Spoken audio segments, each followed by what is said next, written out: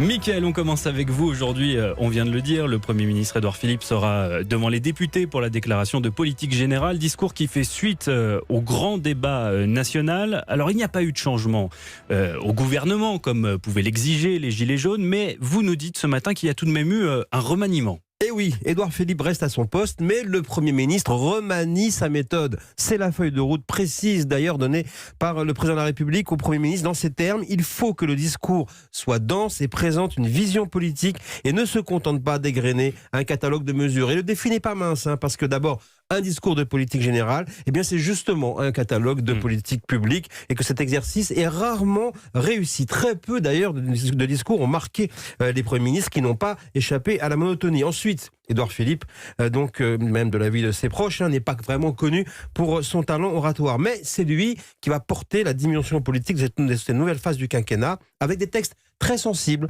sur les retraites et la PMA. Le principe du discours de politique générale, il faut le savoir, a été décidé au cœur de l'hiver, en plein grand débat. Et à cette époque, personne ne savait qui donc le prononcerait. Finalement, Édouard Philippe ne change pas de fonction.